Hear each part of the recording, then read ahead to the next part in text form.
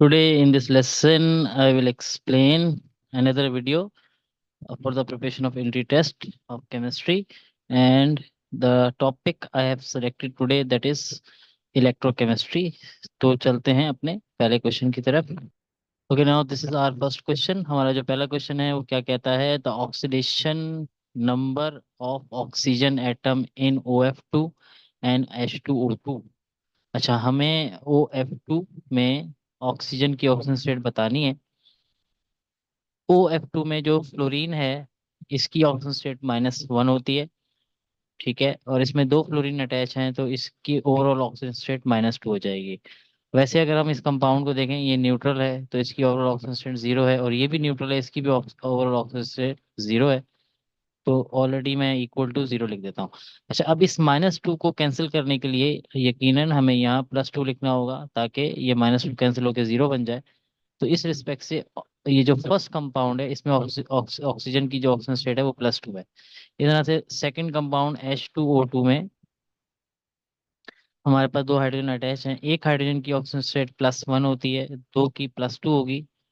Again ये neutral compound है, तो +2 को बैलेंस करने के लिए या 0 करने के लिए हमें -2 यहाँ लिखना होगा। तो अब हमारे पास दो ऑक्सीजन की -2 है, तो एक ऑक्सीजन की -1 हो जाएगी। तो सेकंड कंपाउंड में हमारा -1 ऑक्सीजन स्टेट है। इस रिस्पेक्ट से हमारा ऑप्शन बी करेक्ट है।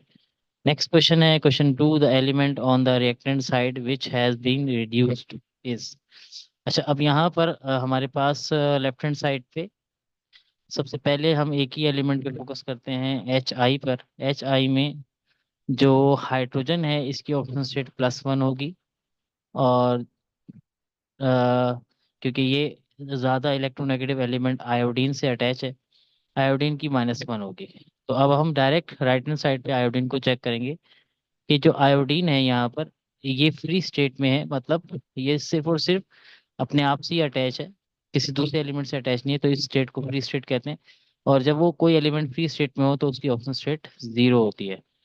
तो यहाँ -1 से ये 0 होने का मतलब है इसने इलेक्ट्रॉन लूज किए हैं, और इसकी जो हुई है ऑक्सीडेशन हुई है। तो ये जो पहला रिएक्टेंट है, इसकी तो ऑक्सीडेशन हुए, तो यकीनन जो H2SO4 है, इसकी रिडक्शन हुई होगी। तो H2SO4 में हाइड्रोजन तो बेसिकली इस इक्वेशन में ऑक्सीडाइज या रिड्यूस नहीं हो रहा, क्योंकि पूरी इक्वेशन में हमारे पास हाइड्रोजन की ऑक्सीजन स्टेट +1 ही है। और इवन अगर हम ऑक्सीजन को भी चेक करें, तो यहाँ ऑक्सीजन भी -2 ऑक्सीजन स्टेट के साथ अनचेंज है। तो सिर्फ सल्फर एलिमेंट है जो कि जिसकी ऑक्सीजन स्टेट चेंज हो रही है, मतलब वो रिड्यूस हो रहा है। तो ऑप्शन सी करेक्ट होगा। नेक्स्ट क्वेश्चन नंबर 3 है, in which of the following changes there is transfer of 5 electrons. तो अगर हम ऑप्शंस में देखते हैं, तो ये सारे ऑप्शंस हमारे पास हाफ रिएक्शंस हैं।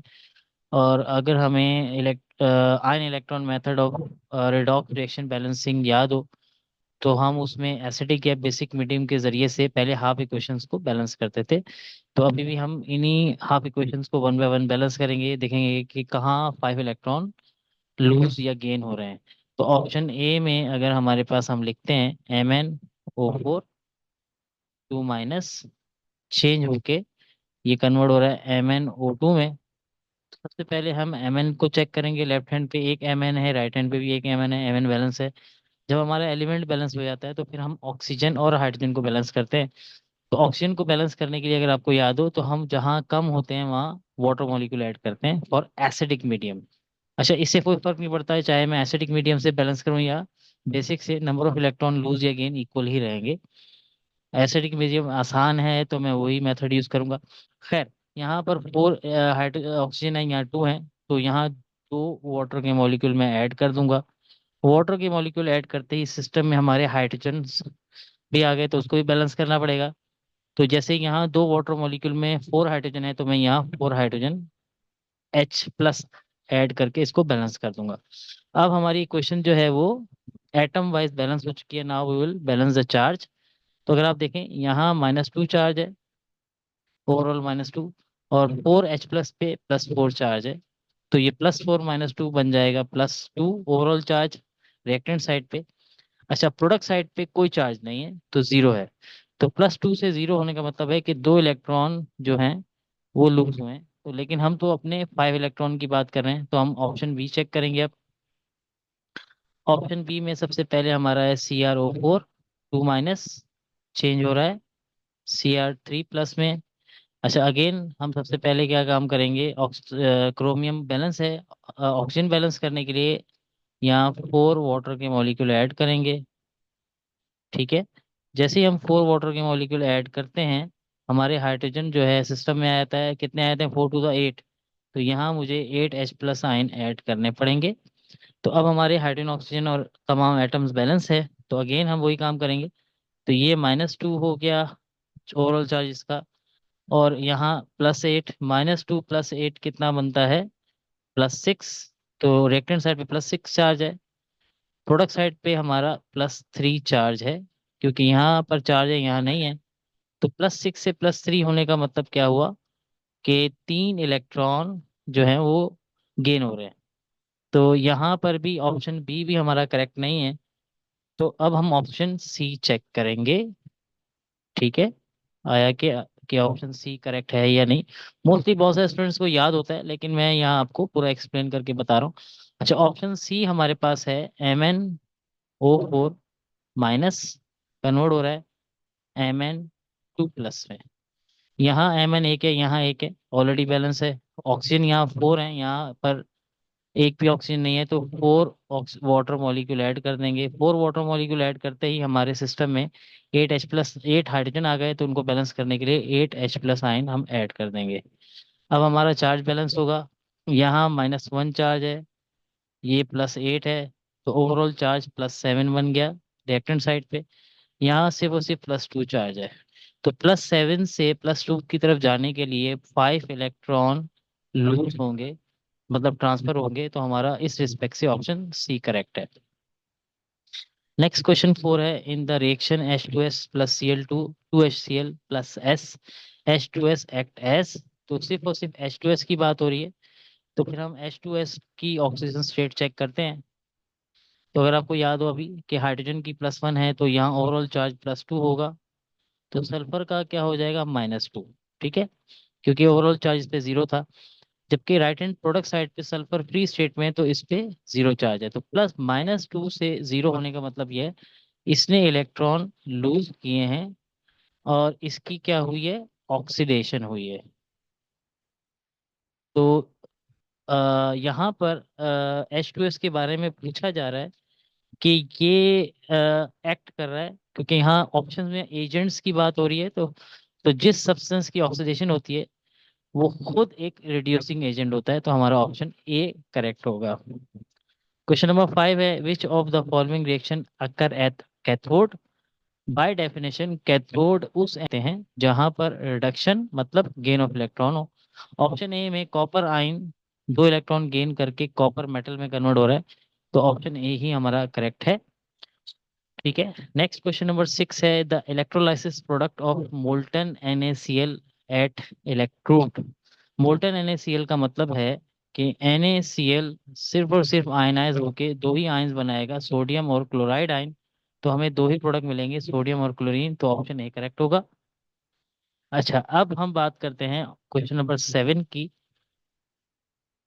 Okay, during the electrolysis of aqueous KNO3 H2 is produced at cathode instead of potassium due to। अच्छा, अगर हम KNO3 को वाटर में डिसॉल्व करते हैं और इलेक्ट्रोलाइसिस करते हैं, तो सिर्फ पोटाशियम आयन नहीं होता वहां पर, वहां H+ आयन भी होता है। ठीक है, इसी तरीके से H+ आयन क्यों होगा, क्योंकि वाटर के होने की वजह से वाटर भी आयनाइज होके अपने आयन में कन्वर्ट होता है। तो इसमें वाटर आयनाइज होके H+ और OH नेगेटिव आयन ये भी फॉर्म करेगा, और हमारा ये नाइट्रेट का आयन भी होगा। ठीक है, सिस्टम के अंदर।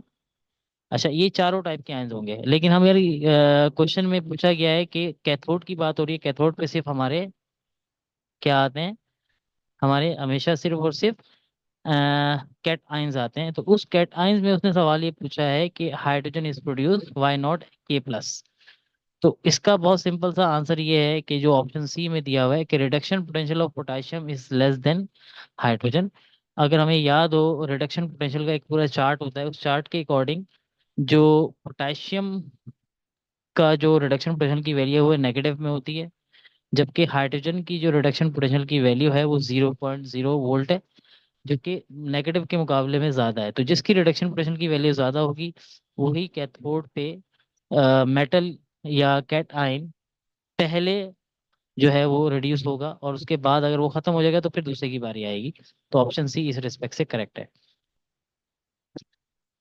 क्वेश्चन नंबर 8 है, the product produced at cathode when aqueous sodium chloride is electrolyse. Again यहाँ पर अब प्रीवियस क्वेश्चन में हमारा पोटेशियम था, यहाँ अब हमारा NaCl आ गया। तो NaCl भी जब आयनाइज होगा तो सेम हमारे H+ आयन कैटायन में बनेगा और सोडियम आयन। अच्छा, इसमें भी हाइड्रोजन आयन की जो रिडक्शन पोटेंशियल है वो सोडियम से ज़्यादा होता है, तो हमें हाइड्रोजन गैस मिलेगी। तो ऑप्शन ए करेक्ट होगा। क्वेश्चन नंबर 9 है, when an element is in contact with 1 m aqueous solution of its own ions at 298 Kelvin, the potential is called, by definition इसको हम कहते हैं स्टैंडर्ड इलेक्ट्रोड पोटेंशियल। रीजन बहुत simple सा है। Let suppose मैं copper metal की बात करता हूँ कि कॉपर मेटल है हमारे पास, और उसको हमने डिप किया हुआ है उसके अपने आयंस के अंदर, ठीक है, कॉपर आयंस में। तो जब कोई भी मेटल अपने ही आयंस में डिप होता है दो इक्विलिब्रियम स्टैब्लिश हो जाते हैं या एक इक्विलिब्रियम स्टैब्लिश हो जाता है। वो ये कि कॉपर आयन जो फ्री इलेक्ट्रॉन्स होते हैं मेटल के जो कि डिप है वो गेन करके कॉपर मेटल में कन्वर्ट होते हैं, और वही कॉपर मेटल दूसरी तरफ कॉपर आयन में कन्वर्ट होता है। ठीक है, ये जो फ्लो ऑफ इलेक्ट्रॉन है ये इसका इलेक्ट्रोड पोटेंशियल होता है, और दोनों प्रोसेस हो रहे होते हैं, रिडक्शन भी और ऑक्सीडेशन भी। लेकिन अगर हम ऑप्शन ए एंड सी में देखें तो इन्होंने रिडक्शन पोटेंशियल की बात की है, तो ये बिल्कुल भी करेक्ट नहीं हो सकते। तो ऑप्शन बी करेक्ट होगा। क्वेश्चन नंबर 10 है, which is incorrect about standard electrode potential. तो हमने इनकरेक्ट स्टेटमेंट को ढूंढना है। It is the difference of potential of cell consisting of particular electrode and the SHE। ये हमारा इनकरेक्ट स्टेटमेंट नहीं है, ये बल्कि करेक्ट है। फिर ऑप्शन बी है, the potential setup when an electrode is in contact with 1 molar solution of its ion at standard condition. ये स्टेटमेंट भी स्टैंडर्ड इलेक्ट्रोड के हिसाब से बिल्कुल करेक्ट है, लेकिन हमें इनकरेक्ट चाहिए। ऑप्शन सी क्या है, the electrode potential of single electrode can be measured directly. ये हमारा स्टेटमेंट इनकरेक्ट है। रीजन ये है कि कोई भी हम किसी का भी डायरेक्टली विदाउट रेफरेंस इलेक्ट्रोड के मालूम नहीं कर सकते। तो इस लिहाज से हमारा ऑप्शन सी करेक्ट है। अच्छा, क्वेश्चन नंबर 11 है, in voltaic cell a salt bridge is use in order to. अगर हमें सॉल्ट ब्रिज की डेफिनेशन याद हो कि सॉल्ट ब्रिज बेसिकली दो लिक्विड्स को, दो इलेक्ट्रोलाइट्स को कनेक्ट करता है और अलाउ करता है movement of ion between two cells, तो हमारा ऑप्शन डी करेक्ट होगा। जैसे ऑप्शन ए में पास द इलेक्ट्रिक करंट, वो वायर का काम है। Prevent the flow of ions, बल्कि ये प्रिवेंट नहीं, ये तो अलाउ करेगा। या मिक्स सोल्यूशन, और अगर हमने इसको मिक्स, अगर सारे सोल्यूशन में मिक्स हो जाएंगे तो फिर हमारा स्पॉन्टेनियस रिएक्शन नहीं हो पाएगा। तो ऑप्शन डी करेक्ट है। क्वेश्चन नंबर 12 हमारा है, stronger is the oxidizing agent, stronger is the. अच्छा, इसका जो हमारा सिंपल सा आंसर है कि जिसका जो जितना स्ट्रॉन्गर ऑक्सीडाइजिंग एजेंट होता है, ऑक्सीडाइजिंग एजेंट कहते किसको है कि जो दूसरों की ऑक्सीडेशन करवा दे, मतलब दूसरों के इलेक्ट्रॉन लूज करवा दे। तो जब वो दूसरों के इलेक्ट्रॉन लूज करवाएगा तो खुद उसके इलेक्ट्रॉनों को क्या करेगा, गेन करेगा। तो इसका मतलब है उसका रिडक्शन पोटेंशियल सबसे ज्यादा होना चाहिए। रिडक्शन का मतलब इलेक्ट्रॉन गेन करने की सलाहियत उसकी ज्यादा होनी चाहिए, जब भी तो एक स्ट्रॉन्गर ऑक्सीडाइजिंग एजेंट बनेगा। तो हमारा ऑप्शन डी करेक्ट होगा। क्वेश्चन नंबर 13 है, which of the following metal does not liberate hydrogen on the reaction with acid. Again हमारे पास अगर हम रिएक्टिविटी सीरीज या इलेक्ट्रोड पोटेंशियल की सीरीज हमें याद हो कि हमारे पास जो मैग्नीशियम है, जिंक है, ये कैल्शियम है, ये इन सब का जो रिडक्शन पोटेंशियल की वैल्यू होती है वो वैल्यू हाइड्रोजन से कम होती है। सिर्फ प्लाटिनियम है जिसकी रिडक्शन पोटेंशियल की वैल्यू हाइड्रोजन में ज्यादा होती है। अगर आपको रिएक्टिविटी सीरीज याद हो, अ, वैसे मैं आपको शो भी करवा देता हूँ।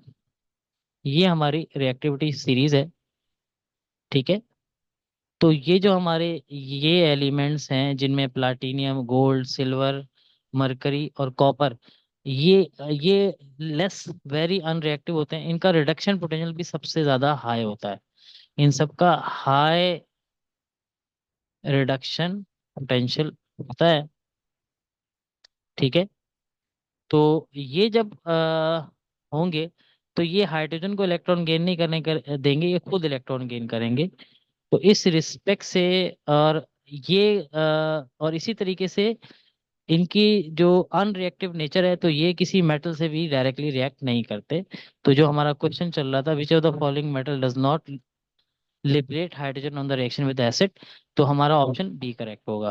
क्वेश्चन नंबर 14 है, a cell is constructed of the following two half cells, what is E of cell. अच्छा, ये दो हाफ सेल हैं। ठीक है। एक हाफ सेल की रिडक्शन पोटेंशियल की वैल्यू है +0.8 और दूसरे की है -1.67। सबसे पहले आपको ये देखना है कि किसकी रिडक्शन पोटेंशियल की वैल्यू ज्यादा है। तो वो हमारा बनेगा, वो जो होगा वो प्रोसेस होगा कैथोड पे। तो ये हमारा कैथोड का रिएक्शन होगा और ये हमारा एनोड का रिएक्शन होगा। ठीक है।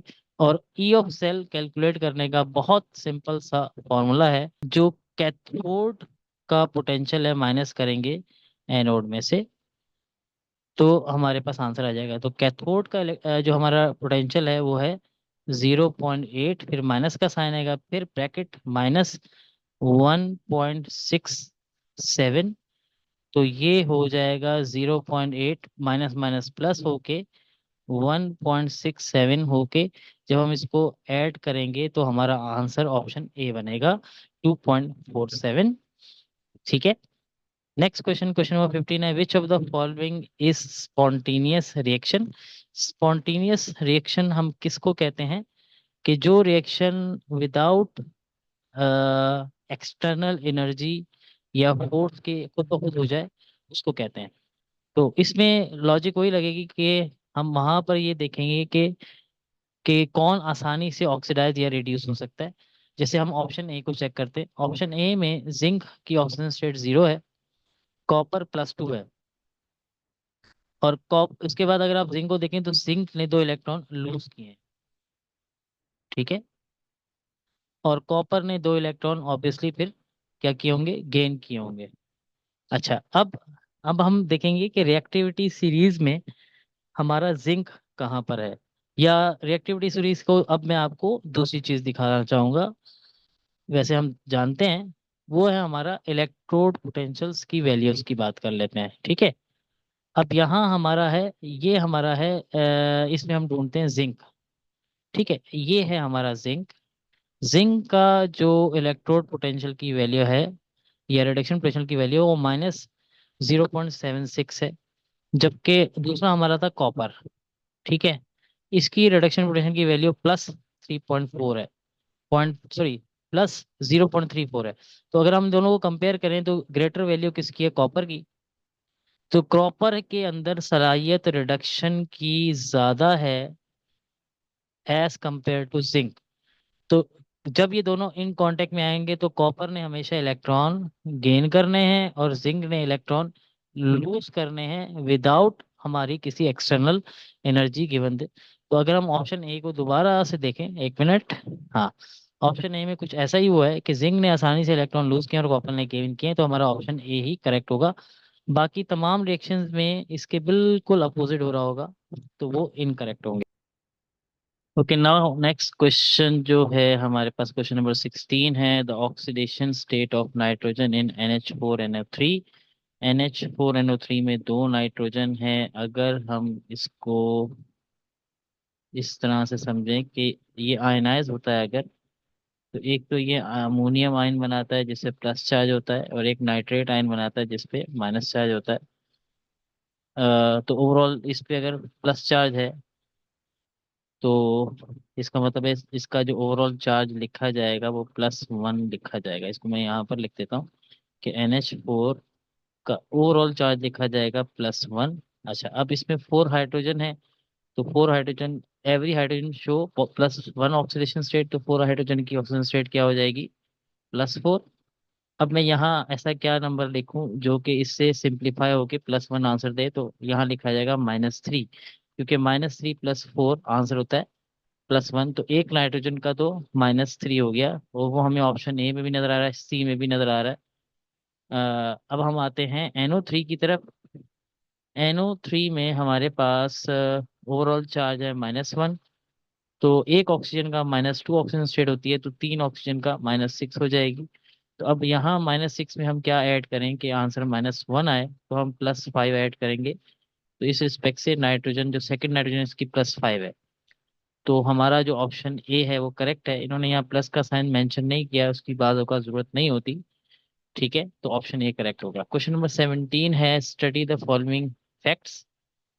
जिंक का इलेक्ट्रोड पोटेंशियल दिया हुआ है, कॉपर का इलेक्ट्रोड पोटेंशियल दिया हुआ है, लेकिन अब की बार हमें इन्होंने ऑक्सीडेशन पोटेंशियल दिए हैं, रिडक्शन पोटेंशियल नहीं दिए।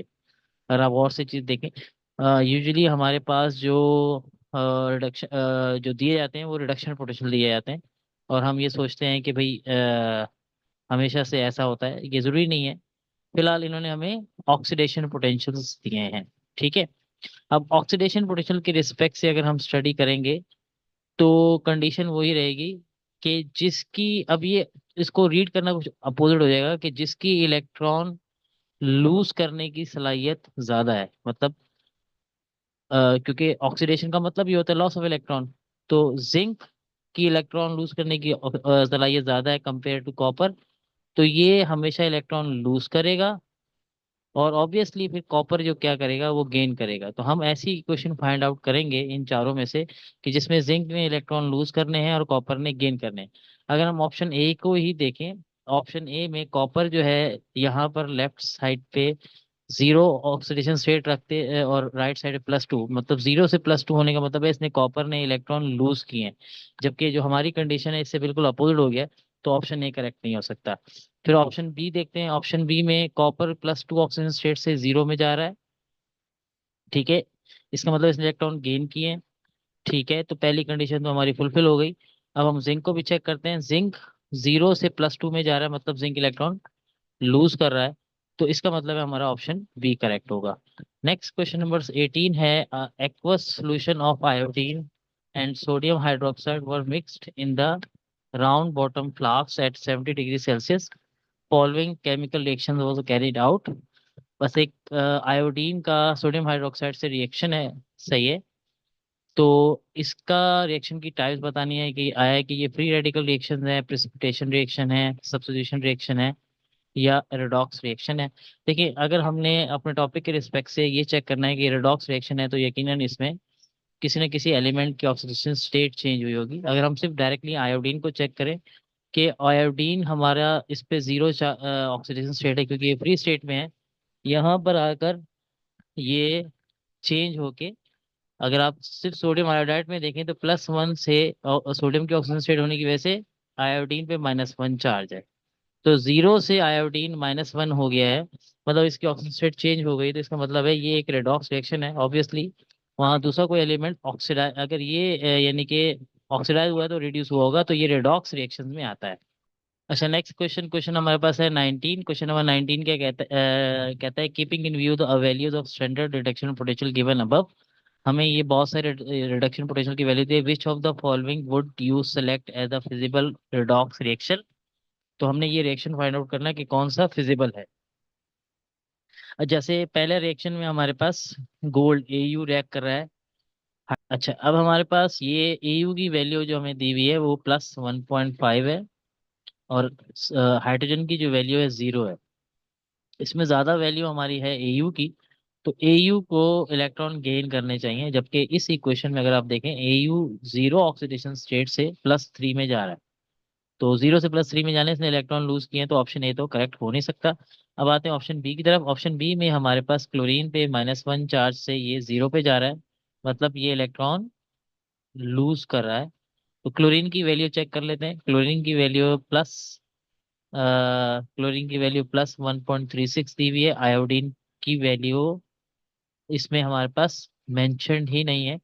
लेकिन अच्छा, अगर हमारे पास आयोडीन की वैल्यू मेंशन नहीं है तो इसमें कोई प्रॉब्लम नहीं है।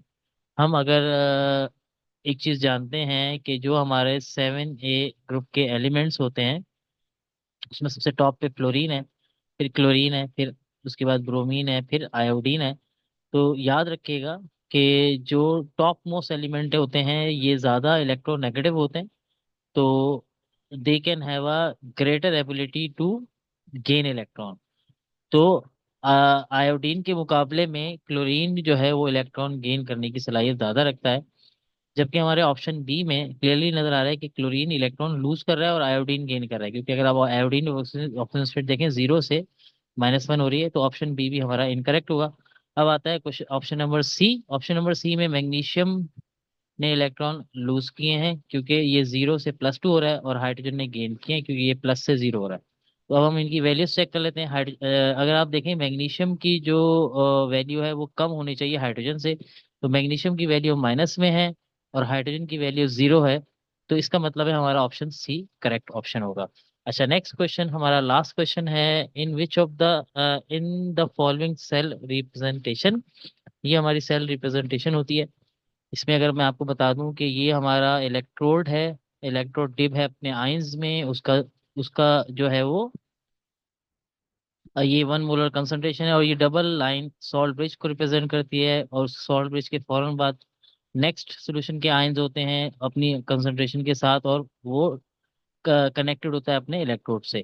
तो ये हमारा एक शॉर्टकट वे होता है कि किस तरह से हम सेल को रिप्रेजेंट करते हैं। अच्छा, अब यहाँ क्वेश्चन में है द लाइन डबल, ये जो पैरेलल लाइन है रिप्रेजेंट किसको शो करती है, ये हमारी सॉल्ट ब्रिज को रिप्रेजेंट करती है।